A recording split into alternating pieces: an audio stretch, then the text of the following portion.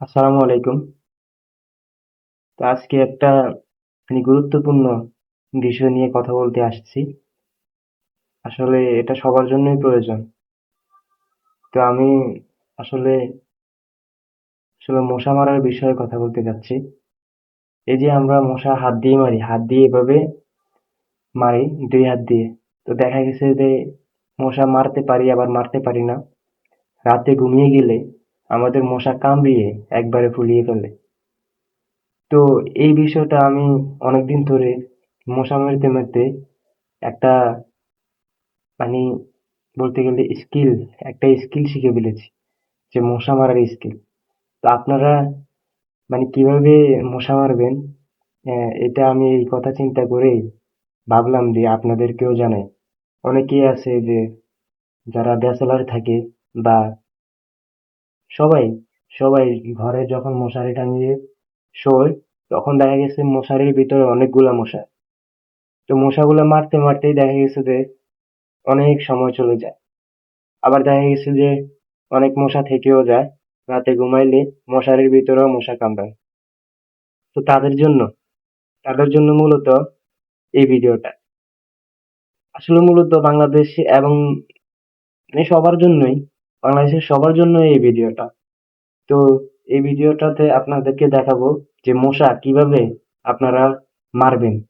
মশারির ভিতরে মশারির ভিতরের মশা কিভাবে আপনারা সম্পূর্ণ মেরে তারপর ঘুমাবেন। তো আমি মশা মারতে মারতে হঠাৎ করে চিন্তা করলাম যে আমার কাছে এই কম্বলটা ছিল পাতলা। তো আপনাদের ঘরে পাতলা কম্বল বা বিছনা চাদর বা খাতা যেটাই থাকে, আপনারা এটাকে এভাবে ভাঁজ করে নিয়ে নেবেন।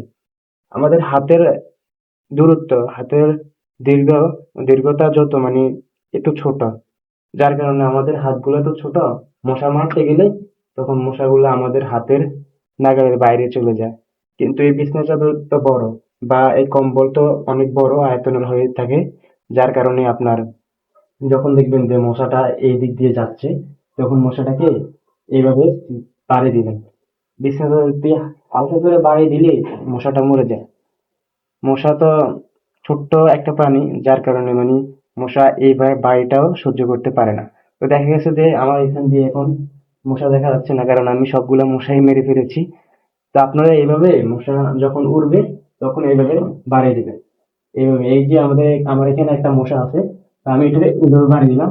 শেষ, মশাটা শেষ। মশাটা কিন্তু আর দিতে পারে নাই। এই যে মশাটা মারা গেছে। আপনাদেরকে দেখাবো কিভাবে, অনেক ছোট তো, এর কারণে। যাই হোক, আসলে এইভাবে মশাকে বাড়ি দিয়ে মারবেন। হুম, তোকে যদি দেখাই, মানে দেখা তো যায় না, তবে এই যে আমি যে বাড়িটা দিয়েছি, এই যে দেখা যায় মনে হয় হালকা হালকা মশাটা মারা গেছে। তো এইভাবে আপনারা দেখবেন অনেকগুলা মশা অনেক সময় দেখা গেছে একসাথে দেখা যায়। এই যে একটা, এই যে মারলাম,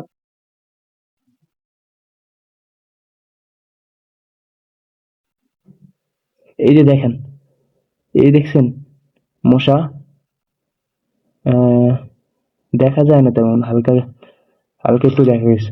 তো যাই হোক, এইভাবে আপনারা মশা মারবেন।